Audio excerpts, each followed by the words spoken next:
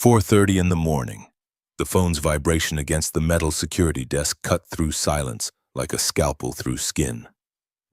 James Hewitt stared at the screen for 3 rings, knowing with the certainty that comes from experience that nothing good happens at 4:30 a.m.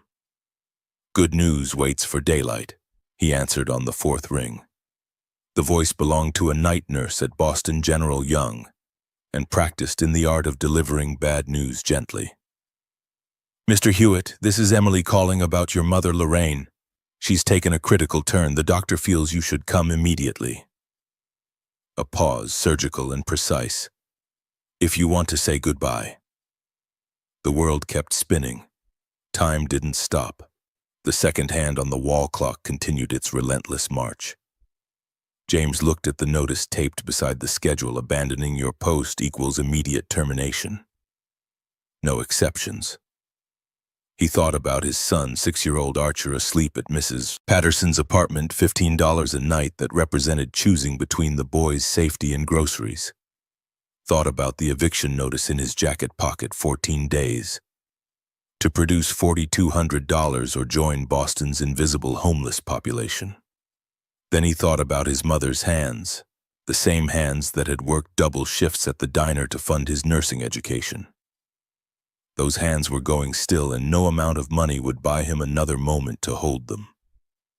James grabbed his jacket and left the building he was paid to protect. The taxi meter ticked upward like a countdown to bankruptcy. $28 from downtown to the hospital. James watched the numbers climb and performed the math he'd become expert at. 2 hours of work, 4 loads of laundry, enough to keep Archer's 3 rotating shirts clean for school, where other children had started commenting. Boston General's ICU smelled like every hospital he'd worked in before Rebecca died. Antiseptic attempting to mask decay, hope trying to disguise desperation. Room 412 was on the 4th floor. James took the stairs because waiting for elevators felt like surrender.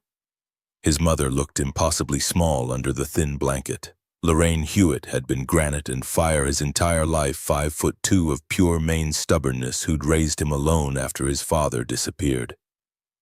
Now she was fragile bones and failing organs machines beeping out the mathematics of a life winding down. Her eyes opened when he took her hand, still sharp, still seeing everything. She pulled down the oxygen mask with trembling fingers. "You left work?" Not a question. She knew him too well. "Don't talk. Save your strength." "For what?" The ghost of her fierce smile appeared. "I'm done saving Jamie. Now I'm spending everything." He wanted to argue, to insist doctors could be wrong, that stage 4 lung cancer wasn't always a death sentence. But Lorraine had raised him to be honest, and lying to her now would be the cruelest farewell. She squeezed his hand, with what little strength remained. "You've been surviving, not living. 7 years since Rebecca died. I watch you work yourself into the grave raising Archer alone, and you're so busy being strong you forgot how to be happy." "Mom, I'm fine." "You're drowning, too proud to grab the life preserver." Each word cost her breath. "Promise me something. Promise you'll stop running from help. Promise you'll let yourself live again, not just exist." James felt tears burning behind eyes that hadn't cried since the night Rebecca bled out giving birth to Archer. Crying was a luxury single fathers working 3 jobs couldn't afford. "I promise." The words came out hollow. They both knew it. Lorraine's eyes softened. She touched his face with one hand.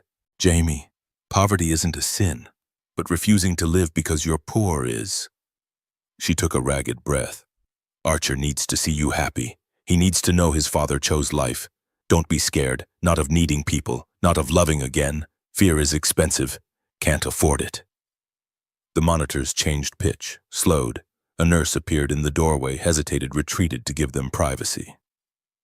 Lorraine's hand went slack in his. Her last word was his name, and then the machines flatlined, and James sat holding her cooling hand, while nurses came to record the time, 11:47 a.m. On a Monday that carved itself into his bones like a scar, he'd lost his job, lost his mother. In 3 days, he'd have to explain death to a 6-year-old who'd already lost too much.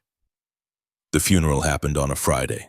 8 people attended: James, Archer, Aunt Harper, Rebecca's younger sister from Seattle, 2 neighbors, Father Thomas from the church, and 2 women from the diner where Lorraine had worked 30 years. The funeral home's package cost $3,800. James had $1,200 from a GoFundMe campaign Harper had set up, and $2,600 on a credit card he'd sworn never to use.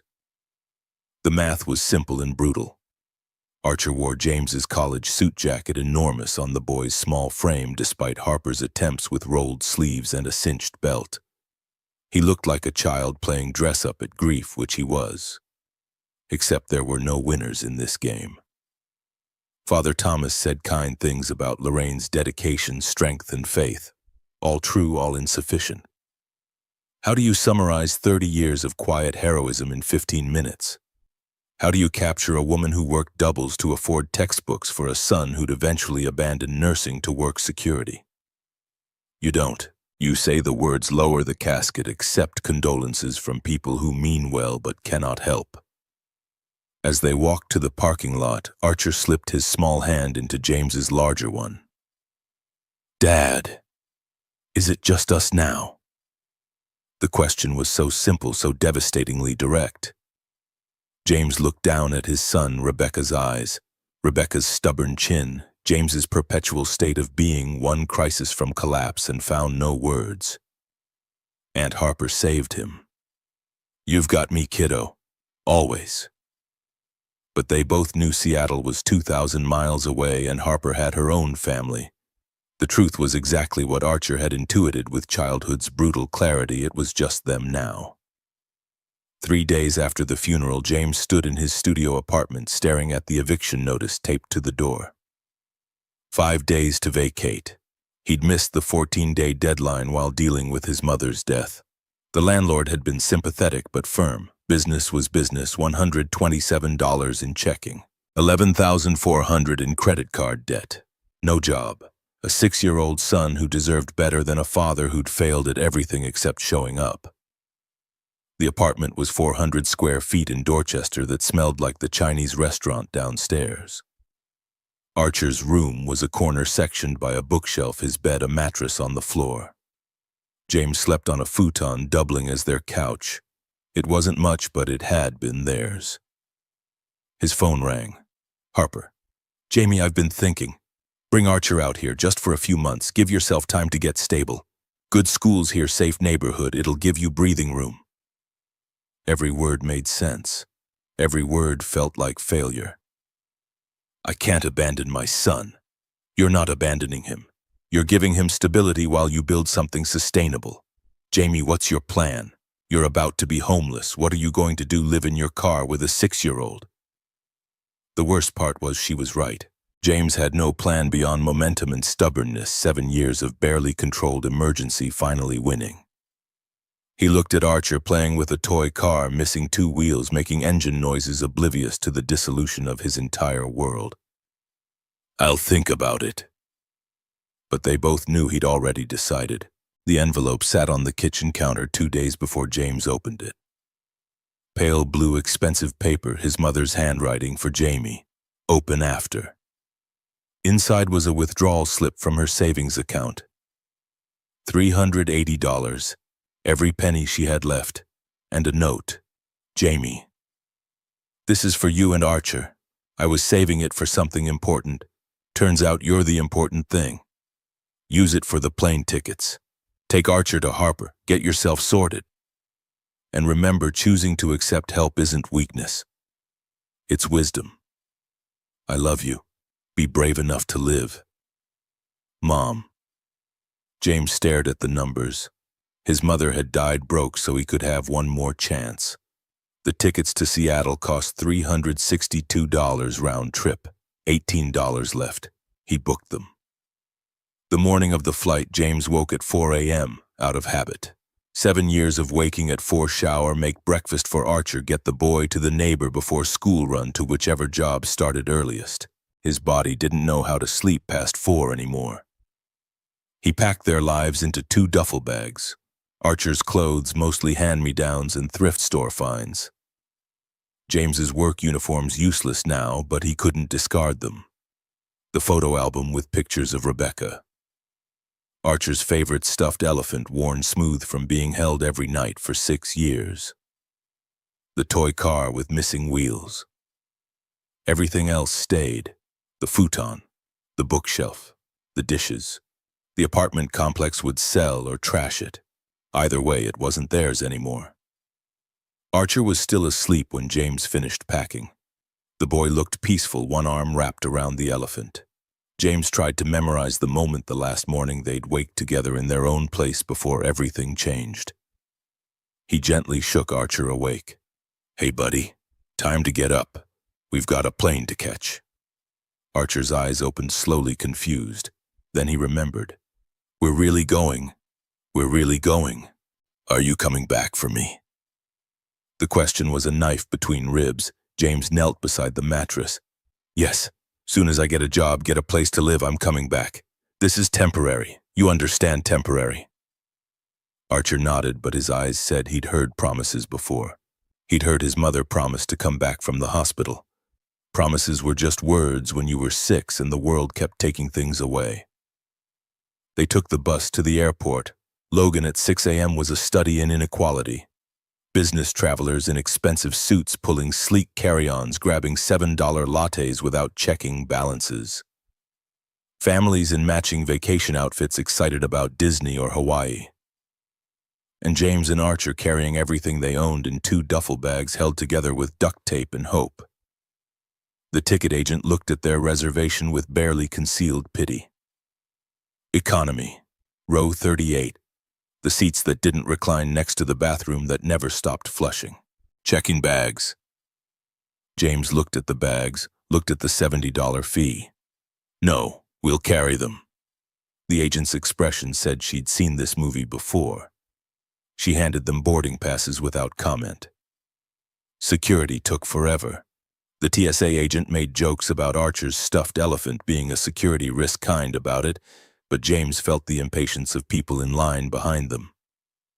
Rich people annoyed at poor people for holding up their important lives. They found seats at the gate. Archer pressed his face against the window watching planes take off. "Dad, which one is ours?" James checked the departure board. Flight 847 to Seattle. Gate C22. Boarding in 40 minutes. "Haven't brought it to the gate yet, buddy. Soon." The plan, if it could be called that, was to drop Archer in Seattle with Harper, spend a week job hunting, find work, find a place, bring Archer home. Simple. Except nothing was simple when you were broke. His phone buzzed. Text from Harper. "Flight on time, call when you land, love you." He typed back, "On time, see you soon." What he didn't type, "I'm terrified. I'm failing my son. I don't know how to fix this." Boarding started with first class. James watched them walk down the jetway, men in suits costing more than 3 months of James's old salary, women in designer everything.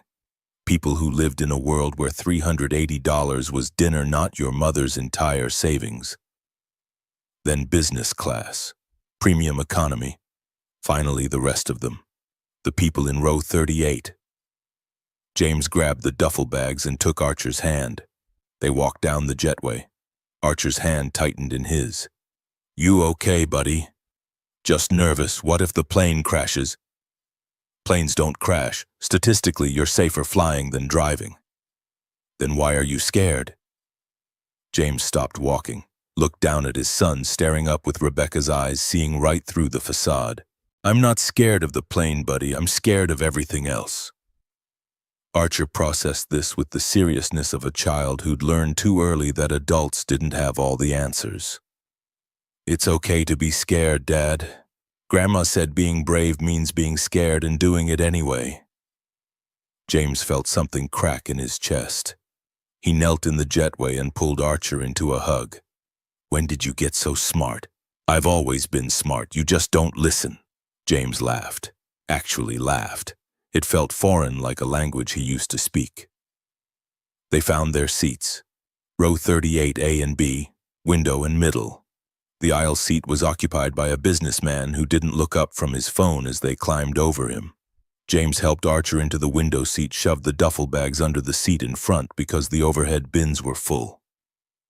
The seats were narrow, cramped, designed for maximum profit rather than human comfort. But Archer's face lit up looking out the window. "Dad, we're so high up already. We haven't taken off yet, buddy. We're still on the ground." "Oh, but we will be high up soon, right?" "Very high up. 30,000 feet. Archer's eyes went wide. He turned back to the window, pressed his nose against the plastic, watching ground crew load bags. James settled into the middle seat and tried to make himself small. Through the gap between seats he could see into first class. Leather seats, champagne in real glasses, a woman in an expensive suit typing on a laptop probably costing $6,000. She looked annoyed, gestured impatiently at a flight attendant who hurried over with apologies James couldn't hear. Two different worlds, same plane, may as well have been different planets. The woman in first class had the kind of face that appeared in business magazines. Sharp features, perfect makeup, the confidence of someone who'd never worried about rent. She worked with the intensity of someone for whom time literally equaled money, fingers flying across the keyboard, phone pressed to her ear. James looked away. Looking at people like that hurt, not because he resented their success, though. Maybe he did a little, but because they reminded him of the person he might have been. The nurse who saved lives, who made a difference, who had purpose beyond surviving. That person had died 7 years ago in a hospital room holding Rebecca's hand, as she bled out, unable to do anything except watch her go. The flight attendant's voice came over the intercom, mechanical and chipper. "Good morning, ladies and gentlemen. Welcome aboard Flight 847 with service to Seattle-Tacoma International Airport." The plane lurched backward. Archer grabbed James's hand. "Here we go, Dad. Here we go, buddy." The engines roared. The plane accelerated, pressing them back into seats. Archer squealed with delight as they lifted off, nose pointing skyward, Boston shrinking below. James opened his eyes and looked at his son's face. Pure joy. The uncomplicated happiness of a child who still believed in magic, who thought planes were miracles, who hadn't yet learned the world was designed to break you. He wanted to preserve that innocence forever. Wanted to build a world where Archer could stay 6 years old, where wonder didn't curdle into cynicism. But he was fresh out of miracles. All he had left was momentum and stubbornness and his mother's voice telling him to be brave. The plane leveled off. The seatbelt sign dinged off. People started pulling out laptops and books. James leaned his head back and tried to rest. He hadn't slept more than 3 hours a night in weeks. Archer tugged his sleeve. "Dad, I'm hungry." Of course he was. James pulled the granola bar from the duffel bag. It was smashed, broken into pieces inside the wrapper. He handed it to Archer anyway. "Sorry, it's all I've got." Archer took it without complaint, ate slowly, making it last. James's stomach growled. He ignored it. He'd eaten breakfast toast at 4 a.m., and that would have to hold him. Food was for Archer. 40 minutes into the flight, the woman in first class stood up. James saw her through the gap in seats. She stretched, sat back down, reached for something on her tray table. Then she started choking. It wasn't dramatic at first, just a hand to her throat, confusion crossing her face. Then her face went red, purple, her mouth opened and closed like a fish, no sound coming out. The flight attendant appeared, moving fast. Ma'am, are you okay?" The woman couldn't answer. Her lips were turning blue. People started noticing. Murmurs rippled through the cabin. Someone said, "Oh my God." Someone else fumbled for their phone, started recording. The flight attendant's voice went sharp, professional, panic barely controlled. "Medical emergency. Does anyone on this flight have medical training?" Silence. 50 people staring, no one moving. James felt it before he thought it, the muscle memory of 12 years as a nurse. 2 years as an EMT. His body knew what to do, even if his brain had spent 7 years trying to forget. He was out of his seat before making the conscious decision to stand. Archer's voice, small and scared.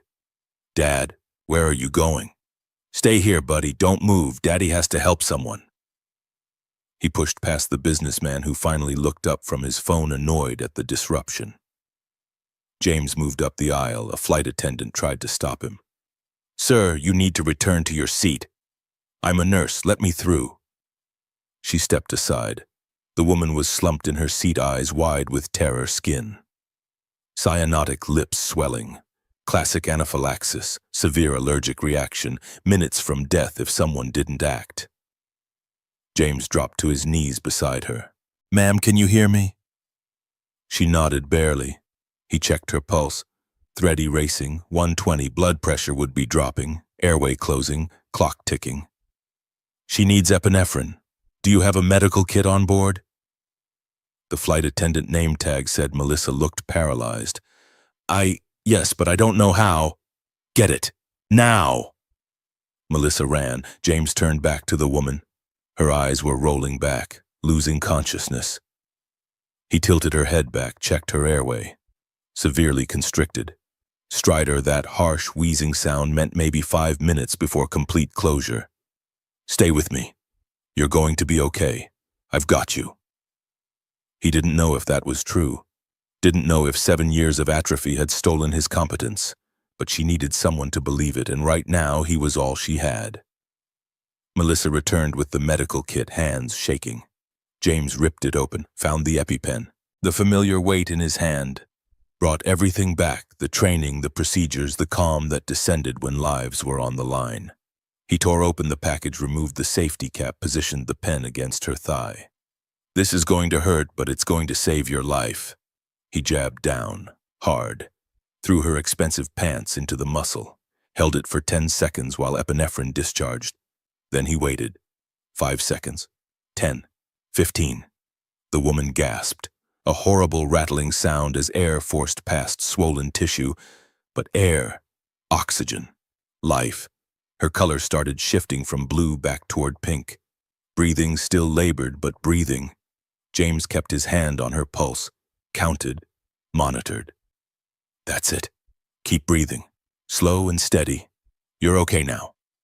The cabin erupted in applause. People cheering like this was entertainment, a story they'd tell at dinner parties. James ignored them, focused on the woman's vitals. Pulse stabilizing, respirations improving, crisis passing. Melissa stared at him like he'd performed magic. How did you... EMT training. She had anaphylactic shock, severe allergic reaction, probably shellfish judging by the lobster roll wrapper. He pointed to the trash on her tray. She'll need monitoring. Epinephrine wears off in about 20 minutes. If symptoms return, there's a second dose in the kit. Call ahead. Have paramedics waiting when we land. Yes, of course. Sir, what's your name for the report? James looked at the woman. She was conscious now, staring at him with an expression he couldn't read. Gratitude, confusion, something else. He stood. Doesn't matter, just make sure she gets to a hospital. He started walking back to his seat. Melissa called after him. Sir, wait, we need your information. But James was already gone, disappearing into the rows of economy seats back to where he belonged. Archer was standing on his seat, craning to see. Dad! That was amazing, you saved her. Just did what needed to be done, buddy. Sit down, buckle up. The businessman in the aisle seat stared at James with something like respect. That was impressive. You a doctor. Used to be a nurse. Used to be... James didn't answer. Didn't explain how you stop being the person you trained to be when the person you loved dies because you couldn't save her. He buckled his seatbelt and closed his eyes. Archer leaned against him. You're the best dad in the world. James put his arm around his son and tried to believe it. The rest of the flight was quiet. James replayed the scene in his head, analyzing his performance, second-guessing every decision. Had he administered the epinephrine correctly? Should he have done more? The spiral was familiar. The catastrophizing. The inability to trust that he'd done enough. Rebecca used to call him out on it, tell him to stop living in worst-case scenarios, to accept that he was competent. But Rebecca wasn't here to talk him down anymore. The plane landed at 1:05 p.m. Seattle time. Paramedics boarded before anyone deplaned went straight to first class, loaded the woman onto a stretcher. As she passed James's row, she turned her head, made eye contact. Her lips moved. 2 words, silent but clear, "Thank you." James nodded. Then she was gone. The cabin doors opened. People flooded the aisles, desperate to deplane 30 seconds faster. James and Archer waited. Let everyone else go first. By the time they got off, the woman was long gone. The gate area was crowded with arriving passengers greeting families, business people rushing to connections. Aunt Harper was waiting at baggage claim. She saw them and waved, bright smile dimming when she got a good look at James's face. "Jamie, you look terrible." "Thanks, Harper. You look great, too." She pulled him into a hug anyway, then knelt and hugged Archer. "Hey, kiddo. Ready for an adventure?" Archer nodded, but his hand found James's again, holding tight. They collected the duffel bags and headed to Harper's car. Harper's house in Ballard was quiet suburban normalcy James had never been able to afford. 2 stories, 3 bedrooms, a golden retriever named Scout, who immediately tackled Archer with enthusiastic licks. Harper's husband Tom worked in tech, made 6 figures doing something James didn't understand. They had 2 kids, both older than Archer, both polite and well-adjusted in that way that came from never worrying about money. Harper showed them the guest room, Archer's room now. Twin bed with a real comforter, desk, bookshelf, window with a view of the backyard. Archer looked around with wide eyes. "This is all for me, all for you, kiddo." James set the duffel bag down and felt something tight in his chest. Harper pulled him aside while Archer explored. "He'll be fine, Jamie. Great schools here. We'll make sure he has everything he needs. You focus on getting stable." "I don't know how to thank you." "Don't thank me. Just promise you'll take care of yourself. You can't pour from an empty cup." He stayed for dinner. Tom grilled burgers. The kids played in the backyard. It was aggressively normal, painfully wholesome, everything James couldn't provide. At 8 o'clock, Harper suggested Archer get ready for bed. School tomorrow. James went upstairs to say goodnight. Archer was in new pajamas Harper had bought, sitting on the bed edge holding his elephant. "Dad, when are you coming back?" "Soon, buddy, I promise." "That's what you said last time." James sat next to him, searched for words that wouldn't be lies. "I know I've let you down. I know things have been hard. But I'm trying, Archer. I'm trying so hard to make things better." "I know. I just wish you didn't have to go." "Me too." They sat in silence. Then Archer spoke again, quieter. "The lady on the plane, the one you saved. Did you know her?" "No." "Then why did you help her?" James thought about it, about why he'd stood when 50 others stayed seated. "Because it was the right thing to do, because when someone needs help and you can give it, you do. Even if it's hard, even if it scares you." Archer processed this with his usual seriousness. "Is that what you're doing now, leaving me here because it's the right thing?" The question was a knife between ribs. "Yes, because I love you. Because I want you to have what I can't give you right now." Archer nodded. Didn't argue. Just accepted with the resignation of a child who'd learned arguing didn't change reality. James tucked him in, kissed his forehead, told him he loved him, walked downstairs before the tears came. He left the next morning at dawn. Harper drove him to a shelter downtown that took in men looking for work. It wasn't nice, but it was a bed and a shower and a place to keep his duffel bag while he pounded pavement. The first week was brutal. James applied to 37 jobs, got 4 interviews, no offers. The rejections followed a pattern. They'd look at his resume, see the 7-year gap in nursing work, ask what he'd been doing. Security guard, line cook, handyman. The interviewer's expressions would shift, polite but final. "We're looking for someone with more recent experience." By the second week, James was running out of money. The $18 left after plane tickets was gone. He survived on shelter meals, free coffee at job interviews, and the slow erosion of what little dignity remained. On Friday of the second week, his phone buzzed with an unfamiliar number. He almost didn't answer. Debt collectors had been calling for months, but something made him pick up. "Mr. Hewitt." The voice was male, professional, vaguely familiar. "Yeah, my name is Garrett Sullivan, head of security for Ashford Medical Technologies. I'm calling on behalf of Victoria Ashford." James's brain took a second to catch up. "Who?" "The woman whose life you saved on Flight 847. Ms. Ashford has been trying to locate you. She'd very much like to speak with you." James felt something cold settle in his stomach. "How did you find me?" "Ms. Ashford is a very determined person. May I ask if you'd be willing to meet with her?" "Why?" "She wants to thank you, and she has a proposition that may be of interest." Every instinct said to hang up. Rich people didn't call poor people unless they wanted something. But $18 was $18, and propositions were more than he had right now. When, tomorrow, 3 p.m. Discovery Park, bench near the north entrance, Ms. Ashford will meet you there. James hung up without confirming, stared at the phone like it was a grenade. Harper called that evening, put Archer on. "Dad, when are you coming to visit?" "Soon, buddy. How's school?" "Good. My teacher is nice, but some kids made fun of my shoes." James closed his eyes. The shoes were thrift store 2 sizes too big so Archer could grow into them. "What did you do?" "Told them my dad is a hero, that he saves people. They said, prove it." Pride and pain in equal measure.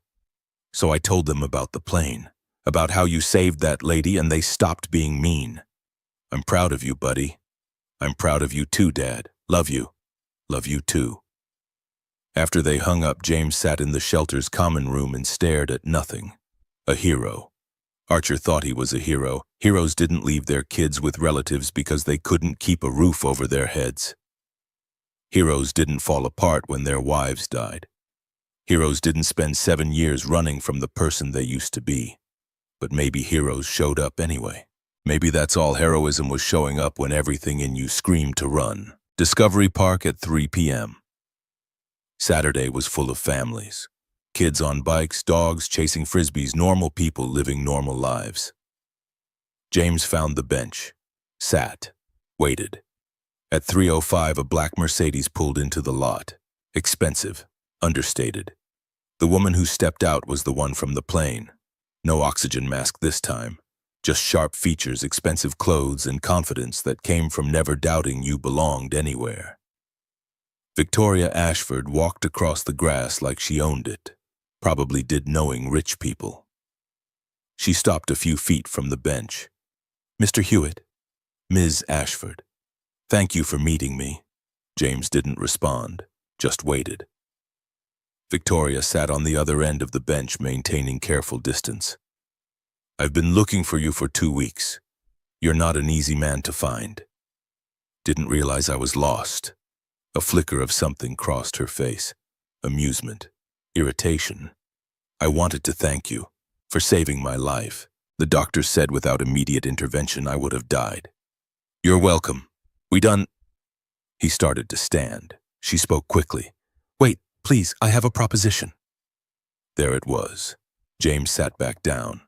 "I'm listening." Victoria pulled a folder from her bag, handed it to him. "My foundation runs a program called Second Chance Nursing Initiative. We provide scholarships to people with nursing backgrounds who want to return to healthcare. Full tuition for recertification, housing assistance, job placement upon completion." James opened the folder, read the first page, felt his jaw tighten. "You investigated me. I did my due diligence. You're a registered nurse who hasn't worked in healthcare for 7 years. Currently unemployed, about to be homeless with a dependent child. You need help." The word landed like a slap. James closed the folder, handed it back. "I don't need your charity. This isn't charity, it's an investment. Our clinics need nurses who understand what it's like to struggle. Most healthcare workers come from comfortable backgrounds. They mean well, but they don't get it. You've lived it.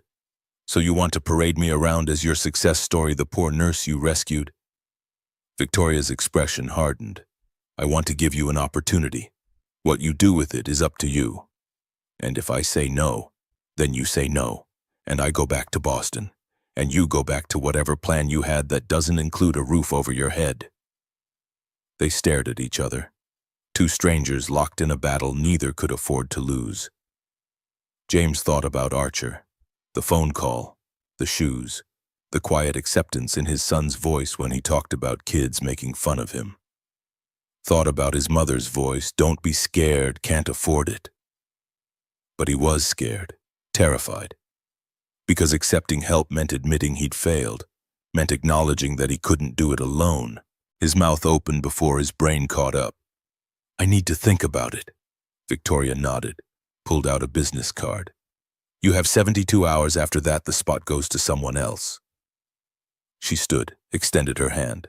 James looked at it, at her, at the life preserver being thrown to a drowning man. He shook her hand. Her grip was firm, professional, the handshake of someone who closed deals and won negotiations. "One more thing, Mr. Hewitt. This program is real. I don't do vanity projects. You'd be earning every penny. No special treatment. Same standards as everyone else. You fail, you're out." "Good." Something shifted in her expression, almost like respect. 72 hours.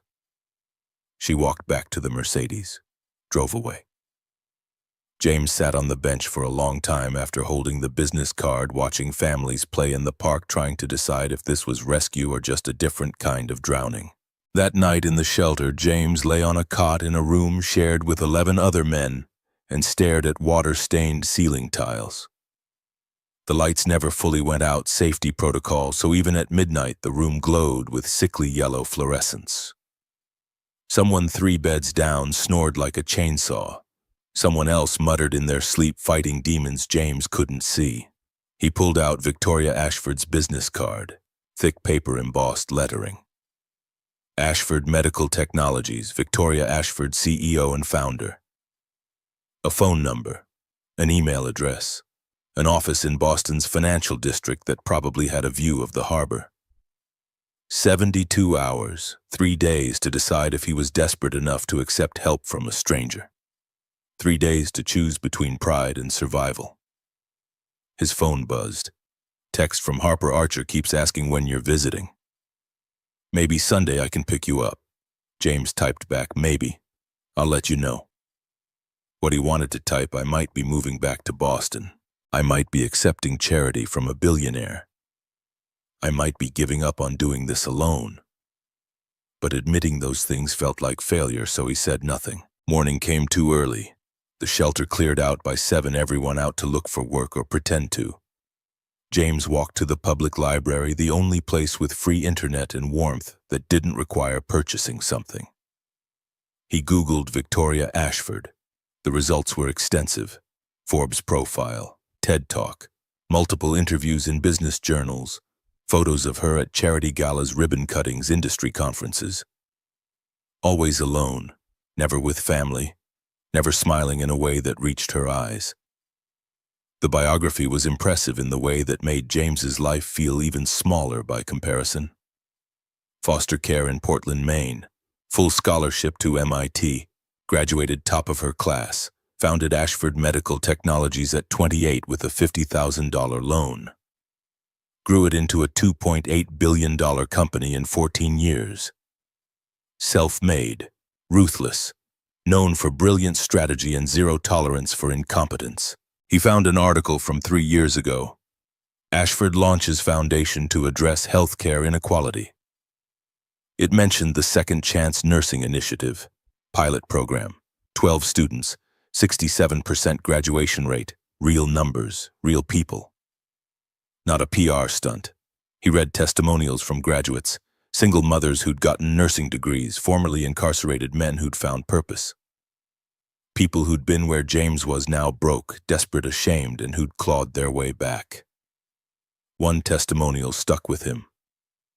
"I thought accepting help meant I'd failed. Turns out refusing help was the real failure. This program gave me my life back." James closed the browser, sat in the library's silence, and let the words settle. Sunday morning, Harper picked him up for a visit with Archer. The drive from downtown Seattle to Ballard felt longer than it was, every mile a reminder of the distance between the father he wanted to be and the father he actually was. Archer was in the backyard when they arrived. They're throwing a tennis ball for Scout. He looked happy, settled, like maybe being here wasn't the tragedy James had imagined. The boy ran over when he saw the car. "Dad!" James knelt and caught him in a hug that felt like the only solid thing in his life.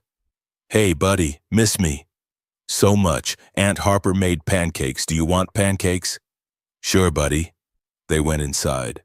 Harper's kitchen smelled like maple syrup and coffee, domestic comfort James hadn't known in years. The walls were covered with children's artwork, family photos, the accumulated evidence of a life built on stable ground. Harper put a plate in front of him. Pancakes, bacon, eggs. More food than he'd eaten in a week. "You look thin, Jamie." "I'm fine." "You're not fine. When's the last time you had a real meal?" He couldn't remember. Days blurred when you were surviving on shelter food and free samples from grocery stores. Archer climbed into the chair next to him, chattering about school, about his new friend Marcus, about how he'd learned to multiply by fives. Normal kid stuff. The kind of childhood James wanted him to have. After breakfast, they played in the backyard. Archer showed James the treehouse Tom had helped him build. They threw the ball for Scout until the dog collapsed in exhausted happiness. For a few hours, James could almost pretend things were okay. Then Archer asked the question James had been dreading. "When are you coming back to get me?" They were sitting on the back porch steps. James had his arm around Archer's shoulders, the boy leaning into him with the complete trust children give their parents before life teaches them otherwise. "Soon. That's what you said last week." "I know. Aunt Harper says you're looking for a job. Did you find one?" James thought about the business card in his wallet, about Victoria Ashford's proposition, about how close he was to saying yes and how terrified that made him. "Maybe. There's something I'm considering. A program that would let me be a nurse again." Archer looked up at him, eyes bright. "Really, you'd be a nurse like before?" "Yeah, like before." "That's good, Dad. You were happy when you were a nurse. You told me that once." Had he? James didn't remember saying it, but it was true. Before Rebecca died, before everything fell apart, nursing had given him purpose, made him feel like he mattered. "If I do this program, I'd have to go back to Boston. It would be 6 months of school. You'd have to stay here with Aunt Harper until I finish." Archer's face fell. 6 more months. But then I'd have a real job, a good job, and we could get our own place again, a real apartment, maybe even a house, with a yard like this one. The boy processed this with his usual gravity. "Okay, I can wait 6 months, if it means you'll be happy." The casual selflessness of it broke something in James's chest. His 6-year-old son was willing to sacrifice another 6 months of his childhood so his father could chase stability. What kind of world made children that strong? He pulled Archer closer. "You're the bravest person I know. You're braver. You save people. Not lately. You saved that lady on the plane, and you're saving us by doing this program." Out of the mouths of children. Wisdom James couldn't see from inside his own head. Harper appeared in the doorway. "Jamie, can we talk kitchen?" He kissed the top of Archer's head and went inside. Harper had coffee waiting. Her expression said this wasn't a casual conversation. "He's doing well here, adjusting better than I expected." "That's good. But he misses you, asks about you constantly, sleeps with that stuffed elephant and a photo of you next to his bed." James felt his throat tighten. Harper continued gentler now. "You need to make a decision, Jamie, for his sake. Either take this opportunity, whatever it is, and build something stable, or figure out something else. But don't leave him in limbo. Kids need to know what's happening, even if what's happening is hard." "I know." "Do you?" "Because from where I'm sitting, you're so paralyzed by pride that you can't see the life preserver right in front of you." The same metaphor Victoria had used. Drowning man, life preserver. What if I fail? What if I take this chance and screw it up and end up right back where I started, except now I've proven I can't even succeed when someone hands me everything? Harper set down her coffee cup. "What if you don't fail?" What if this is exactly what you need and you're too scared to reach for it? They sat in silence. Outside, Archer was teaching Scout to shake hands, his laughter floating through the window. Harper spoke again, quieter. Rebecca wouldn't want this for you. You know that, right? She'd want you to be happy, to let yourself move forward. I know what Rebecca would want. I just don't know how to give it to her. Start by giving it to yourself. That evening, James stood outside Lakeview Cemetery as the sun set over Seattle. He hadn't planned to come here, hadn't even known he was heading this direction until he found himself at the gates. Rebecca's grave was in the newer section where the headstones were still sharp-edged and the grass hadn't fully grown in. Simple marker. Her name dates one line, beloved wife and mother. James knelt in the damp grass and did something he hadn't done in 7 years. He talked to her. I don't know if you can hear me. Don't even know if I believe in that anymore. But I'm here and I don't know where else to go. Breeze moved through the trees. The cemetery was empty except for him and the dead. There's this woman, Victoria Ashford. She wants to help me get back into nursing. Full scholarship, housing, the whole thing, and I know I should just take it. Everyone's telling me to take it. Even Archer thinks I should take it. He pulled up grass, let it fall through his fingers. But I'm scared, Beck. Scared that if I accept help it means I failed. Failed you, failed Archer, failed at being the man I'm supposed to be. The wind picked up. James closed his eyes. You told me to live, not just survive. Your last words, I promised I would, but I don't know how. Don't know how to let go of the guilt. Don't know how to move forward when moving forward feels like leaving you behind. Silence. No divine intervention, no sign from beyond. Just James and his questions and a tombstone that couldn't answer. He stood up, brushed dirt from his knees. I'm going to take it. The scholarship. Not because I want to, but because I have to. Because Archer deserves better than a father who's too proud to accept a chance at better. He reached into his pocket and pulled out his wedding ring. He'd worn it on a chain around his neck for 7 years, never taking it off, a constant reminder of what he'd lost.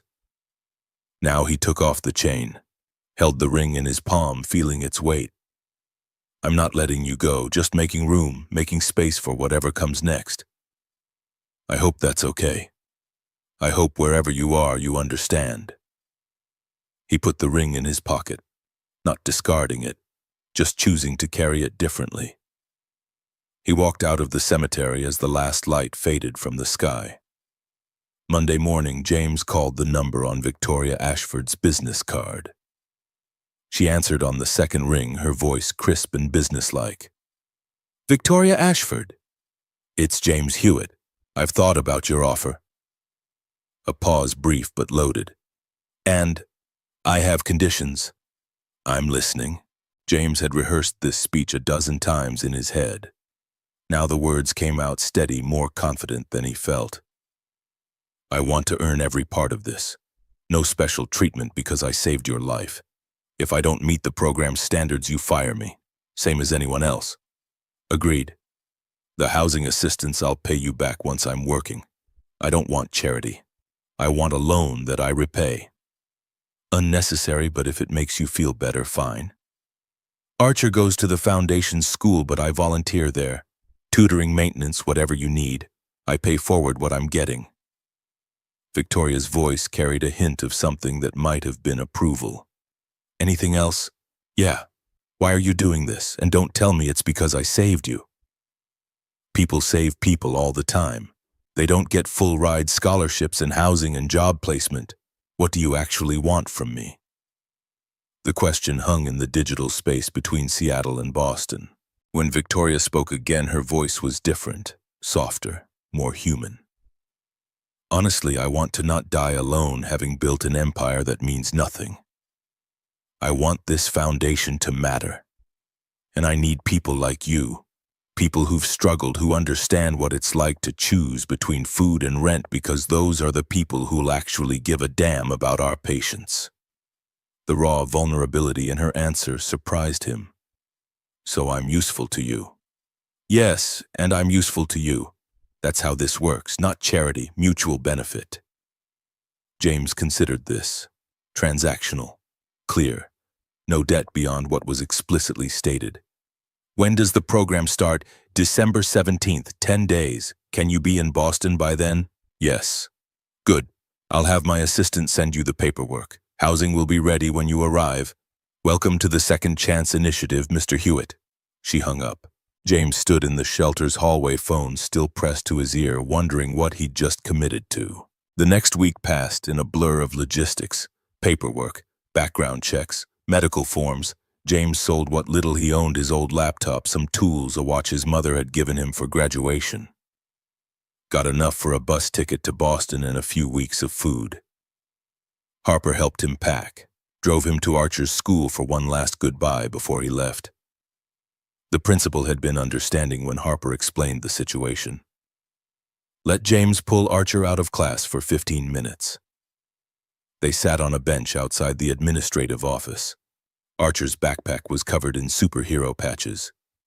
He looked so small, so young, so undeserving of a father who kept leaving. I'm going to Boston tomorrow. Archer nodded. He'd known this was coming.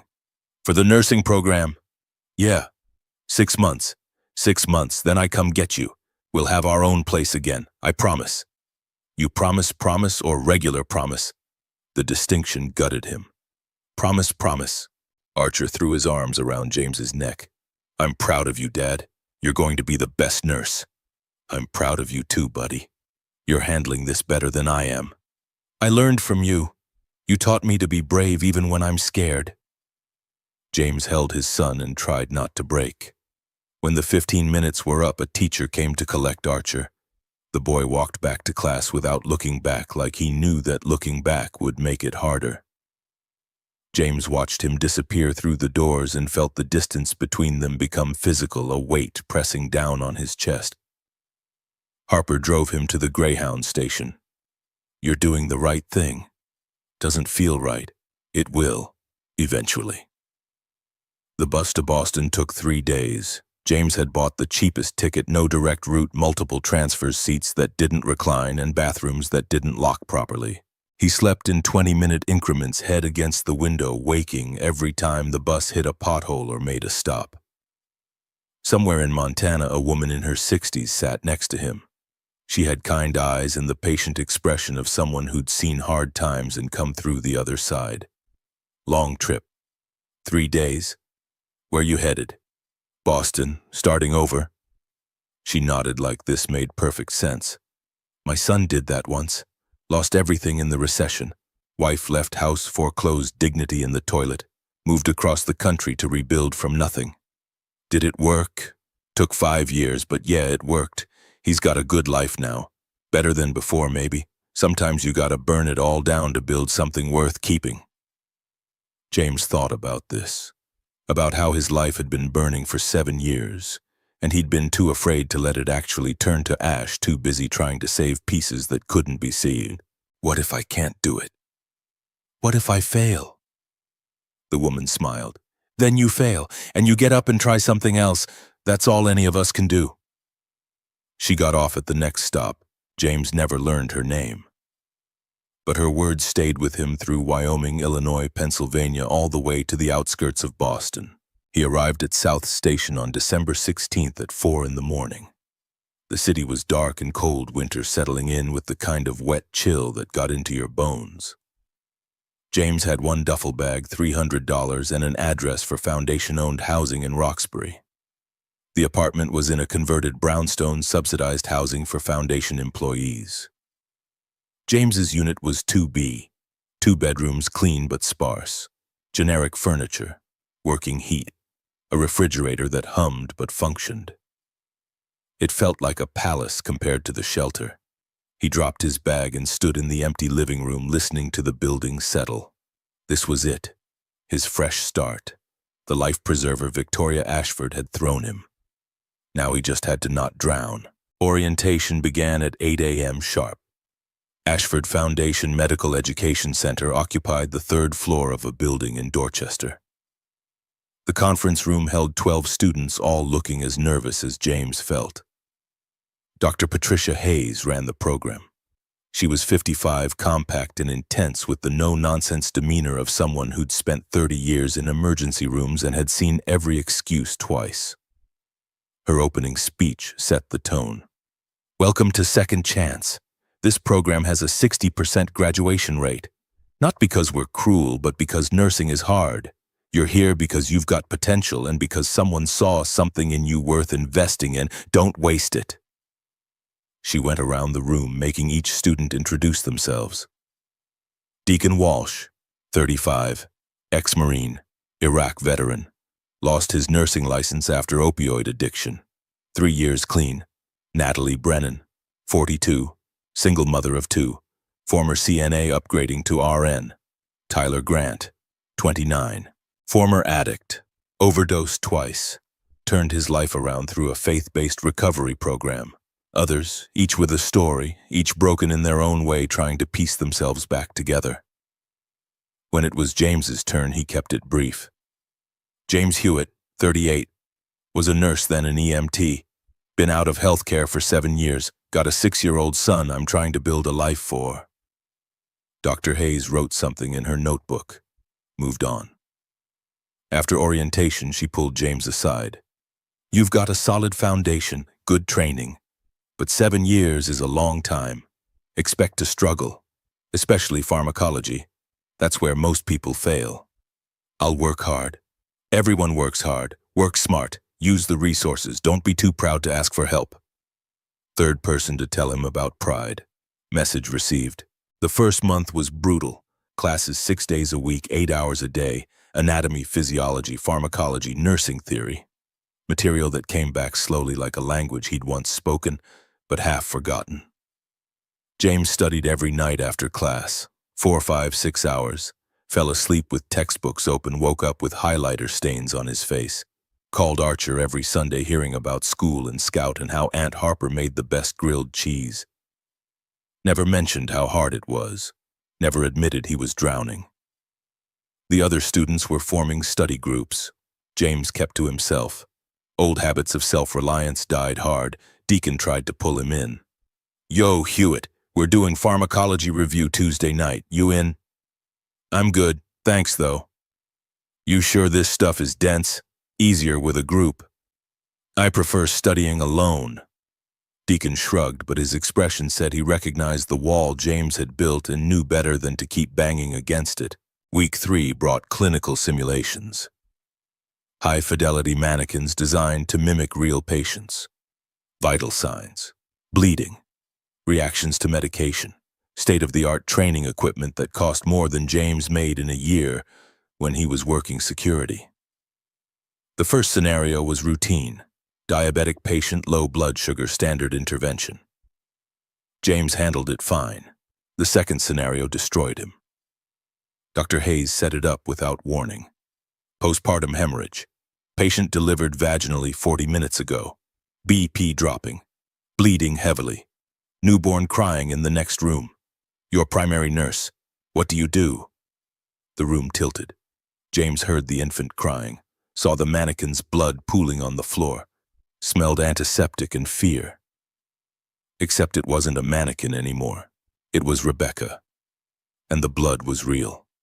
And he was standing there useless, watching her die, unable to do anything, unable to save her, unable to be the nurse he'd trained to be when it mattered most. Mr. Hewitt, your orders? He couldn't speak, couldn't move. Mr. Hewitt, Deacon's voice cut through, quiet, concerned. James, man, you good? The alarm on the mannequin flatlined. Simulation over. Dr. Hayes' voice was flat. Maternal death. Time 4 minutes. Everyone else take 5. Mr. Hewitt, my office. James followed her on legs that didn't feel attached to his body. Dr. Hayes closed the door and gestured to a chair. He sat. She leaned against her desk. Talk to me. I froze. I saw. Why? My wife died in childbirth. 7 years ago, I was there. I was a nurse and I couldn't save her. The admission felt like vomiting up glass. Dr. Hayes' expression softened microscopically. You should have disclosed this on your application. Obstetric scenarios are clearly a trigger. I thought I could handle it. You can't, not yet. So what now? You kick me out? No, but you start counseling. Foundation provides it. 4 sessions minimum, non-negotiable. James wanted to argue, wanted to say he was fine, that he just needed to work harder, push through. But the words died on his tongue because they both knew he wasn't fine. Hadn't been fine in 7 years. Okay. Dr. Hayes pulled a card from her desk drawer. Dr. Morrison, she's good. Specializes in PTSD and grief. Call her today. She handed him the card. Their fingers brushed. A moment of human connection from a woman who'd probably seen 100 students fall apart in her office. James, listen to me. Wounded healers make the best nurses, but only if they heal their wounds first. You can't pour from an empty cup. The phrase again, different person, same wisdom. He took the card and walked out before the shame could crush him entirely. That night, James called Archer before bed. The boy was full of stories about a science project, about how he'd built a volcano that actually erupted, about how his teacher said he was the smartest kid in class. Pride and pain in equal measure. Archer was thriving without him, which was good, which felt like a knife. Dad, when are you coming to visit? Not sure yet, buddy. School is pretty intense. Are you doing okay? You sound tired. 6-year-olds were terrifyingly perceptive. I'm fine, just busy. Aunt Harper says being busy is good, means you're building something. Aunt Harper's smart. Dad, I love you. I love you too, buddy, so much. After they hung up, James sat in his empty apartment and stared at nothing. He thought about calling Dr. Morrison, thought about admitting he needed help, thought about how every instinct screamed that therapy was weakness, that real men handled their problems alone, that asking for help was just another form of failure. Then he thought about the simulation, about freezing, about how if that had been real, someone would be dead because he couldn't get past his own trauma. He dialed. Dr. Morrison's voicemail picked up. Professional, warm, inviting without being pushy. This is Dr. Claire Morrison. Please leave a message and I'll return your call within 24 hours. James almost hung up, but his finger wouldn't press the button. This is James Hewitt. Dr. Hayes gave me your number. I'm a student in the Second Chance program and I need... He stopped, started over. I had a wife who died 7 years ago and I can't seem to get past it, and it's affecting my ability to function, and I don't know what to do about it. The words came out in a rush, graceless and raw. Call me back when you can. He hung up, felt simultaneously lighter and more exposed than he had in years. Dr. Morrison called the next morning, scheduled him for Thursday at 4. The counseling office was in a different building, deliberately separate from the Foundation's medical facilities. Privacy, she explained when he arrived. Stigma reduction. Claire Morrison was younger than he'd expected, maybe 45. Calm presence. Office decorated with plants and soft lighting designed to feel safe rather than clinical. Thank you for calling. I know it wasn't easy. James sat in the chair across from her desk. Felt like a kid sent to the principal's office. Dr. Hayes said it was mandatory. That's one reason. What's your reason? I froze during a simulation. Obstetric emergency. It triggered memories of my wife dying and I completely shut down. Tell me about your wife. And so he did. Told her about Rebecca. About meeting in nursing school, falling in love over late-night study sessions, getting married too young because they were convinced they'd found forever. Told her about the pregnancy, the complications, the delivery that went wrong, the hemorrhaging that the doctors couldn't stop. The moment he became a father and a widower simultaneously. Told her about the guilt, about being a nurse who couldn't save his own wife, about how every time he tried to work in healthcare, after he saw her face, heard her last breath, felt the crushing weight of inadequacy. Dr. Morrison listened without interrupting. When he finished, she was quiet for a moment. You've been carrying Rebecca's death as a personal failure for 7 years. Because it was. Was it, or was it a medical complication that happened despite everyone's best efforts? I was a nurse. I should have. You were her husband. You were terrified. You were human. All the training in the world doesn't prepare you to watch someone you love die. The words hit like a physical blow. But I failed her. No. Medicine failed her. The universe failed her. You were there. You held her hand. You gave her comfort in her final moments. That's not failure. That's love. James felt something crack inside his chest. 7 years of carefully constructed walls collapsing all at once. He cried. For the first time since the night Rebecca died. Big, ugly sobs that he couldn't control, couldn't stop, couldn't hide behind professional competence or masculine stoicism. Dr. Morrison pushed a box of tissues across the desk and waited. When the storm passed, James felt hollowed out, empty, but also lighter, like he'd been carrying a weight so long he'd forgotten what it felt like to stand up straight. This is going to take time. Grief doesn't have a timeline, but you can't keep running from it. Eventually it catches you. And when it does, it's worse than if you'd just faced it in the first place. How do I face it?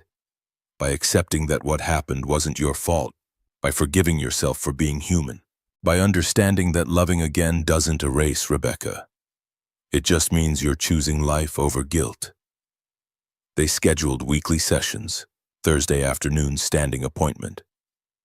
James left the office feeling like he'd been emotionally disemboweled, but also feeling like maybe possibly he could survive this. Month 2 brought pharmacology exams. Dr. Hayes hadn't been kidding, this was where people failed.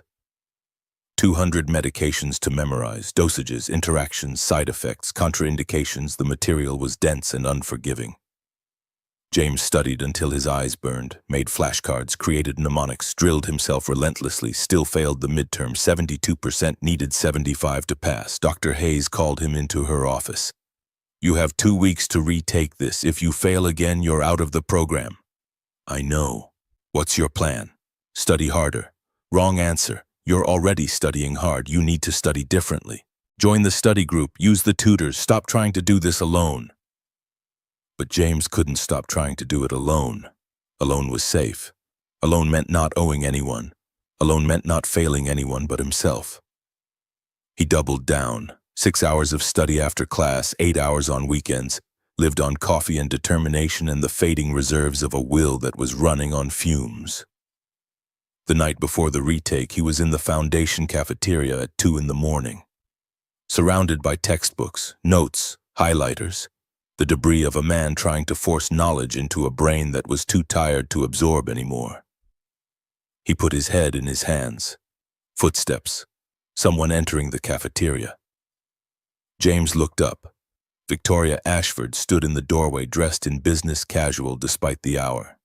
She looked as surprised to see him as he was to see her. Mr. Hewitt, burning the midnight oil. Something like that. She walked over, looked at the spread of materials. Pharmacology. Retake tomorrow. If I fail, I'm out. Victoria pulled out a chair, sat down. Tell me about it. And for some reason, exhaustion, desperation, the sheer surrealism of being in a cafeteria with a billionaire at 2 a.m. He told her about failing the midterm, about studying alone, about how the material wouldn't stick, wouldn't connect no matter how many hours he put in. Victoria listened, then spoke. Do you know how many times I failed at MIT? James shook his head. Calculus twice, chemistry once. Almost flunked out freshman year. He couldn't picture it. This put-together successful woman failing at anything. What changed? My advisor told me something. She said I was so busy trying to prove I deserved to be there, I'd forgotten to actually learn. The words landed with uncomfortable precision. Victoria continued. You're carrying guilt, Mr. Hewitt, about accepting help, about Rebecca, about Archer.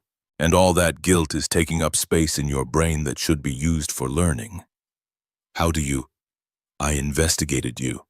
Remember, I know about your wife, about your son, about the fact that you've been running from help for 7 years because accepting it feels like admitting failure. She leaned forward. But here's the thing.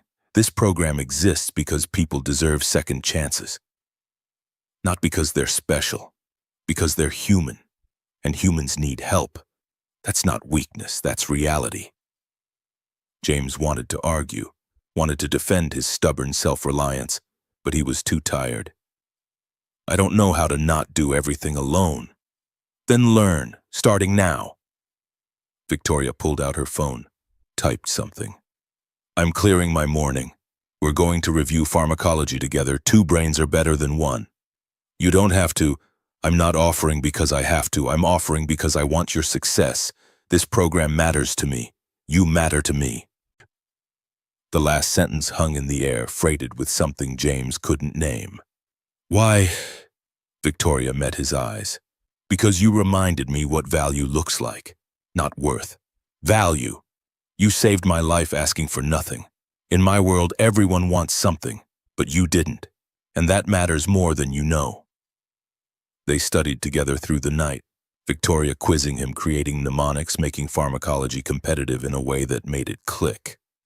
By dawn, James had retained more than he had in 2 weeks of solo grinding. You're a good teacher. You're a good student when you're not sabotaging yourself. She stood to leave, paused at the door. James, this program isn't charity. You're not here because I feel sorry for you. You're here because I need nurses who understand struggle, who see patients as people, not cases. That's you. Stop questioning whether you deserve to be here and just be here. Then she was gone. James sat alone in the cafeteria as morning light filtered through the windows. Thought about her words, about value and worth, about the difference between accepting help and accepting defeat. He packed up his books and went to take the exam, scored an 89, passed. Dr. Hayes pulled him aside after results posted. Better. What changed? Got help. From someone who wouldn't take no for an answer. Hayes smiled, rare expression on her usually stern face. Good. Keep doing that. Month 3 brought clinical rotations, real patients, real emergencies, real consequences. James was assigned to the Foundation's trauma clinic in Roxbury, the same neighborhood where he lived, the same community he'd been part of for 3 months without really seeing. First day, first patient, a 62-year-old Desert Storm veteran living in his car. Foot infection from frostbite. No insurance. Hadn't seen a doctor in 3 years. James cleaned the wound, applied dressing, wrote a prescription for antibiotics. Can't afford meds. $12 might as well be $1,200. The words were James's own from 7 years ago. Different voice, same desperation. Hold on. He found the clinic's social worker, got medication samples, meal vouchers, information about veteran housing programs, came back with a bag full of resources. The man stared at it like James had handed him a miracle. You really get it, don't you? What it's like. Yeah, I really do. The shift changed something. James wasn't just learning nursing again. He was remembering why he'd become a nurse in the first place. Not for the science, for the people, for the chance to see someone in crisis and say, I see you. I'll help. Patients trusted him in a way they didn't trust other nurses, probably because he didn't talk down to them, didn't judge. Understood that poverty wasn't moral failure, just terrible math. A single mother came in with her asthmatic son. No insurance. The boy wheezing, scared. James did the nebulizer treatment, then worked the system, found a patient assistance program, got them a 3-month supply of inhalers for free. Taught the mother about triggers, prevention, when to seek emergency care. She cried, thanking him. James just nodded. This was the work. This was what mattered. An elderly man came in with chest pain, scared to go to the ER because of bills. James did an EKG, abnormal, heart attack in progress. Sir, debt doesn't matter if you're dead. Let me call the ambulance. The man survived. Thanked James later. James just felt grateful he'd been there. A teenage overdose case. Narcan administration. The kid came back disoriented and ashamed. James sat with him after, no judgment in his voice. I knew guys like you in the program here. Some made it. You can too. Connected him to a rehab program. Followed up a week later. The kid had checked in. Small victories. By week 2, he had a reputation. The nurse who cared, who found solutions, who treated patients like humans instead of problems to be solved and discharged. Dr. Hayes did an observation visit, watched him work for 4 hours, pulled him aside after. This is it. This is why we need you. Keep doing exactly what you're doing. For the first time since Rebecca died, James felt like he was where he belonged. Month 4, board meeting at Ashford Medical Technologies. James didn't know about it until after, when the Boston Globe ran a story, Ashford CEO under fire for foundation spending. The article detailed board concerns about the Second Chance program, cost per student, graduation rates compared to traditional programs, questions about Victoria's personal involvement with students. Included a photo, Victoria and James leaving the foundation building at night after their study session. Headline: Inappropriate relationship, billionaire CEO's late-night sessions with student raise eyebrows. The implication was clear and ugly. James read the article in his apartment and felt rage rise like bile. They were using him to attack her, twisting a moment of genuine help into something sordid. He showed up at Victoria's office unannounced. Her assistant tried to stop him. "Ms. Ashford is in meetings. Tell her James Hewitt is here. She'll see me." 5 minutes later, he was in her office. Corner view overlooking Boston Harbor, everything expensive and impersonal. Victoria looked tired, more so than he'd ever seen her. He threw the article on her desk. "Was I ever more than a good story to you?" She stared at him. "Excuse me, the program, the scholarship, was it real, or was I just your pet project, your redemption arc? You can't actually believe. Then explain. Explain why you personally tutor me when you have a dozen other students.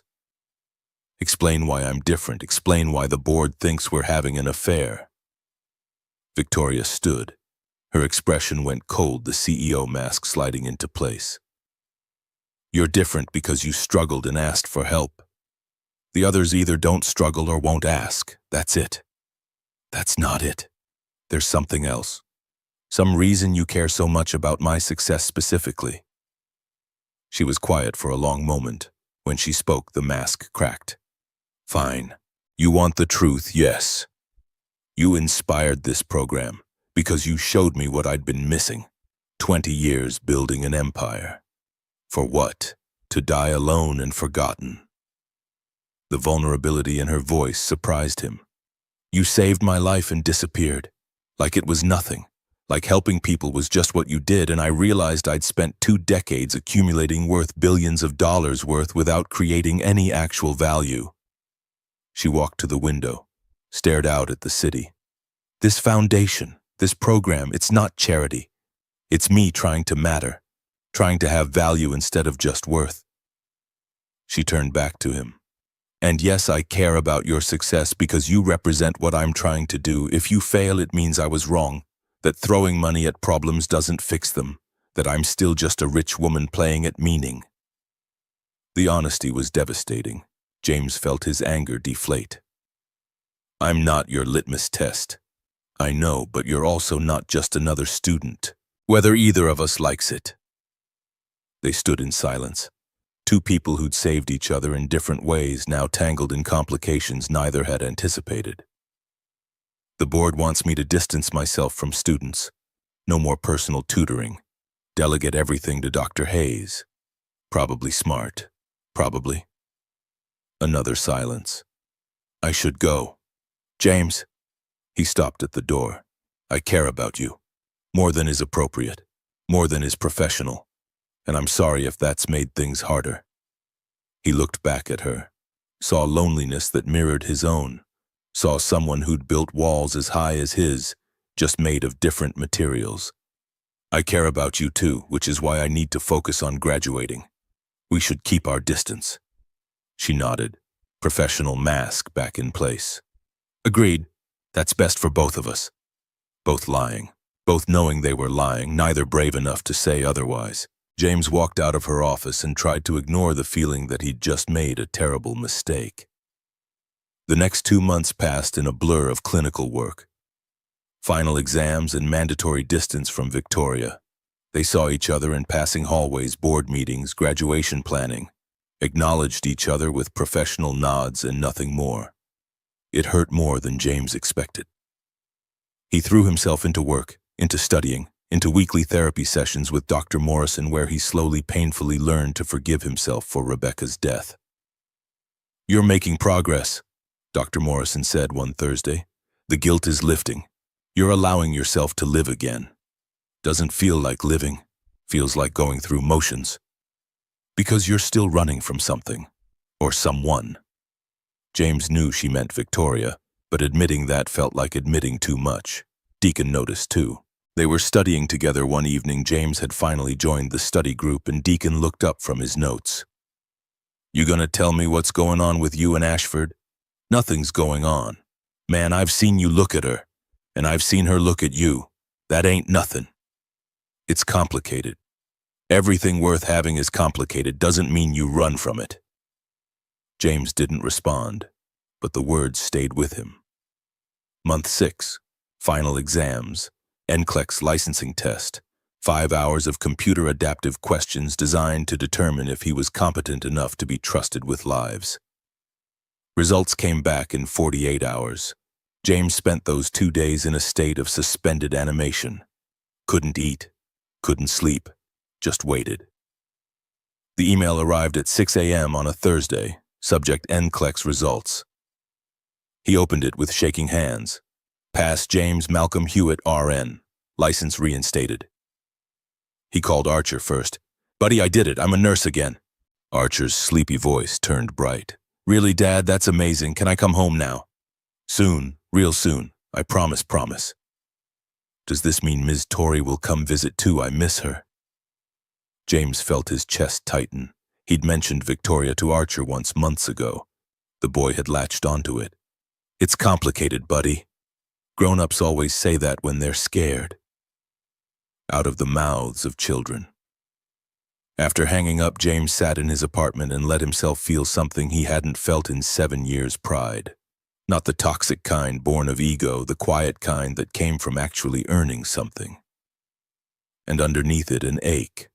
A loneliness that had nothing to do with Archer being in Seattle and everything to do with Victoria being just across the city but impossibly far away. Graduation ceremony was small, 8 students from the original 12. Each had clawed their way through 6 months of hell and come out the other side licensed and employed. James gave a short speech, keeping it simple. Second chances aren't given. They're earned. Every single person here earned this. Applause, handshakes, Deacon pulling him into a hug that cracked his ribs. "We did it, man. We actually did it." "Yeah, we did." Natalie was crying happy tears. Tyler was grinning like a kid on Christmas. Dr. Hayes was shaking hands, pride evident on her usually stern face. Victoria attended but stayed in the back. When their eyes met across the room, she smiled. Small, sad, genuine. Then she left before he could reach her. James found an envelope on the seat where she'd been sitting. His name on the front in her handwriting. Inside was a job offer letter. Foundation Trauma Response Unit, $68,000 a year. Benefits. Start date in 2 weeks. And a handwritten note: "James, you earned this. Every bit of it. Now go save lives. That's what you were meant to do. I'm proud of you." V, no signature, just an initial. Like she couldn't bring herself to write her full name because that would make it too personal. James folded the note and put it in his wallet next to the photo of Archer. 2 pieces of his life that mattered most, but there was a third piece missing, and he'd been too scared to reach for it. 2 weeks later, James started his first day at the Foundation's Trauma Response Unit. Real job, real salary, real chance to build something sustainable. The charge nurse Brenda was giving him the tour when the alert came through at 11:15 a.m. "Mass casualty, bus accident on Mass Ave, all available staff to Ambulance Bay." James ran. Years of training kicked in. The controlled chaos of emergency response, ambulances arriving, 15 patients. Blood and fear and the organized pandemonium of emergency medicine at its finest. He triaged with the precision of muscle memory, red tags for critical, yellow for urgent, green for stable, moving through the injured with calm efficiency, making split-second decisions that meant life or death. First patient compound fracture, stable vitals, yellow tag. Second patient chest trauma, difficulty breathing, red tag. Third patient minor lacerations, alert and oriented, green tag. Fourth patient elderly man, unconscious but breathing, red tag. Fifth patient on a stretcher, Well-dressed woman, unresponsive, blood matting her hair. James approached, began assessment, checked for consciousness, no response, checked vitals, looked at her face, his world stopped. Victoria, her eyes were closed. GCS, score 8, blood pressure 90/60, pulse thready rapid, suspected head trauma, possible internal bleeding.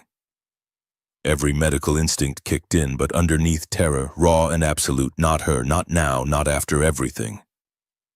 His hands shook as he started assessment, had to force himself into nurse mode, had to treat her like any other patient even though she was everything but. "I need her priority, Red." His voice came out steady despite the fear. He inserted 2 large-bore IVs, started fluids, immobilized her C-spine, monitored vitals, barked orders to nurses who appeared with equipment. Victoria's hand was cold. He held it while working, part assessment, part desperation. Whispered words she couldn't hear. "Stay with me. You don't get to leave. Not now. Not like this." Deacon appeared next to him, scrubs from another department. "James, man, let me take—" "No, I've got her. Brother, you know her. You can't—" "I said I've got her." His voice came out sharp. Deacon stepped back, hands raised, but stayed close. James worked, placed the IVs, got fluids running, called out vitals, did everything right because he had to, because the alternative was unthinkable. The trauma team arrived. Dr. Martinez taking over. "We've got her, James. Good work. We'll take it from here." He didn't want to let go, wanted to follow her to surgery, wanted to be there every second, but they wheeled her away. And he stood in the ambulance bay, hands shaking, covered in her blood, feeling Rebecca's death all over again. The difference was, this time he'd been able to help, this time his hands had worked. This time he'd saved her instead of watching helplessly. But the terror was the same. Deacon put a hand on his shoulder. "She's in good hands. Martinez is the best." James nodded, couldn't speak. "You did good, man. You saved her life again." "I couldn't lose her." The words came out broken. "Not her." Deacon's expression shifted to understanding. "You love her."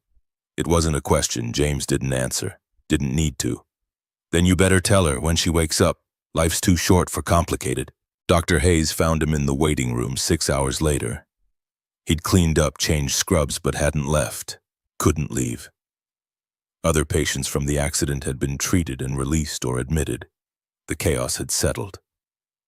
But James remained staring at the floor, replaying every moment of Victoria's assessment, second-guessing every decision. "She's out of surgery," Hayes said, sitting beside him. James looked up. "And critical but stable, ruptured spleen, liver laceration, skull fracture. They relieved the pressure. Next 72 hours are crucial. Can I see her? Family only in ICU." James started to stand, defeat washing over him. Of course he couldn't see her. He was just an employee, just a former student, just the man who loved her but had been too scared to say it. Hayes called after him. "James, wait." He turned. "Her emergency contact form, she listed you. You're her medical proxy, your family." He stared. "What? She updated it 3 weeks ago, right after graduation. If she can't make medical decisions, they're yours to make." The weight of that settled on him like a physical thing. Victoria had trusted him with her life, literally.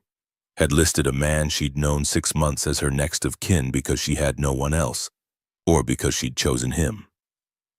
Hayes handed him the ICU visitor badge. "Room 12. She needs you." James took the badge with hands that still trembled. He walked through the ICU doors. The unit was quiet machines, beeping rhythmically, nurses moving efficiently between rooms. Room 12 was at the end of the hall. He pushed open the door. Victoria lay motionless under white sheets, her face pale against the pillow. A ventilator breathed for her. IVs dripped medications. Bandages wrapped her head where surgeons had relieved pressure from the skull fracture.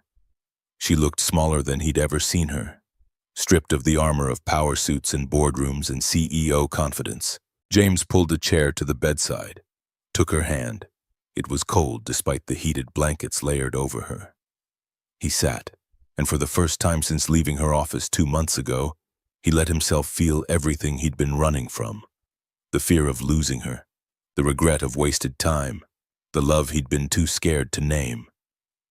He spoke quietly, unsure if she could hear, but needing to say it anyway. I don't know if you can hear me. Doctors say talking helps, so here I am, talking.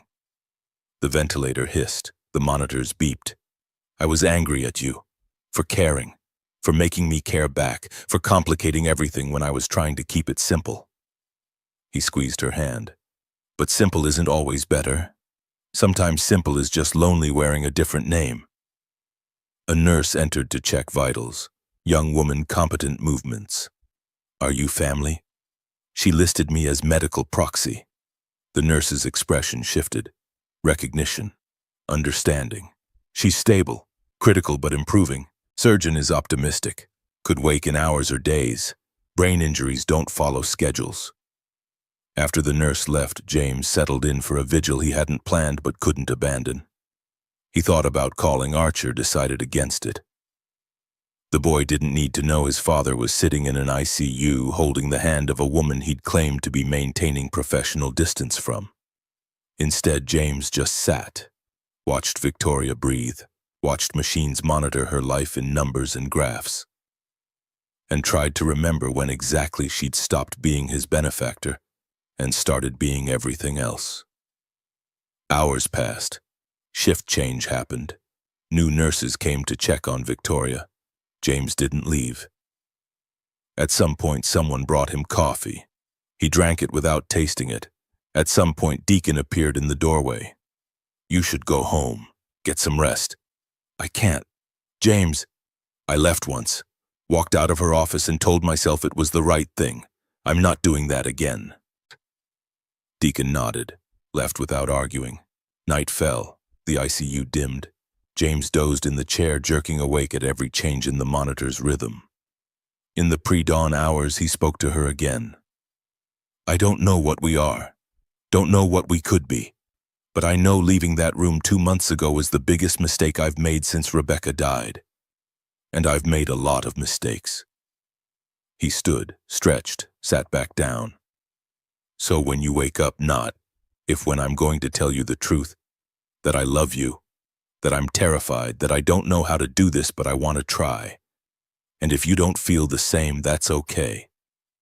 But at least I'll have said it. The words hung in the air, a promise, a commitment. James leaned back in the chair and closed his eyes. When he opened them again, dawn was filtering through the window, and Victoria's hand was warm in his. Because somewhere between the plane and the cafeteria, between the distance and the longing, between the fear and the hope, he'd fallen in love with her. And this time he wasn't running away. This time he was staying, no matter what came next.